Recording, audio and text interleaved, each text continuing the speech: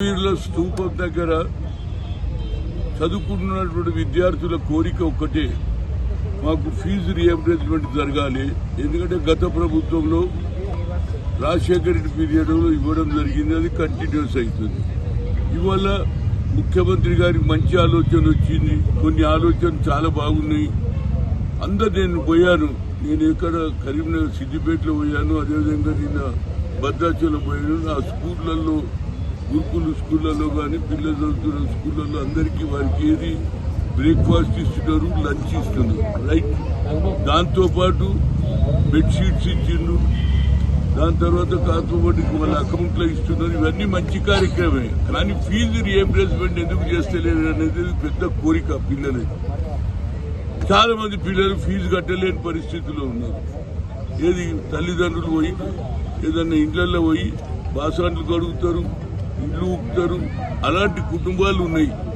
వారికి న్యాయం జరగాలి. ఎందుకంటే ఏ ముఖ్యమంత్రి కూడా సామాన్యంగా ఫైనాన్స్ మినిస్టర్ అవుతారు, లేకపోతే ఇండస్ట్రీ అవుతారు, హోమ్ మినిస్టర్. కానీ ఈయన విద్యాశాఖ ఆయన చేతిలో పెట్టుకున్నాడు. కాబట్టి నా request as a senior Congress నాయకుడిగా ఒక పెద్ద డిమాండ్ ఉన్నది. ఎన్నో నువ్వు మంచి కార్యక్రమాలు చేస్తున్నావు, ఈ ఒక్క కార్యక్రమం చేస్తే పిల్లల భవిష్యత్తు కూడా బాగుంటుంది అనేది నా ఉద్దేశం. నేను తప్పనిసరిగా as adviser to the OBC ఏది అప్లిప్మెంట్ మీద ఇచ్చింది. కాబట్టి నేను ముఖ్యమంత్రి గారికి లెటర్ రాయడం కాదు, పర్సనల్ కూడా చెప్తాను, ఇది ఒక్కటి చేయి. ఎందుకంటే breakfast you're giving, lunch you're giving, bedsheets you're giving, but ఏది పడుకునేందుకు అన్ని చేస్తున్నాం. కాదు ఓటించుకుంటే వాళ్ళ అకౌంట్ లో కూడా వస్తున్నది. కానీ ఫీజు రీఎంబర్స్మెంట్ ఎందుకు డిలే చేస్తున్నారు? దానివల్ల ఇవాళ ఆల్ బీసీ సంఘాలు కానీ అన్ని సంఘాల వాళ్ళు, అన్ని పార్టీల వారి కోరిక ఒక్కటే ఉన్నది. ఇది ఒక్కటి చేస్తే నేను కూడా ప్రతి బహిరంగ సభలో ముఖ్యమంత్రి గారిని ప్రేర్ చేస్తా. ముఖ్యమంత్రి గారు చేసే మంచి కార్యక్రమం, ఇవన్నీ మంచి కార్యక్రమాలే.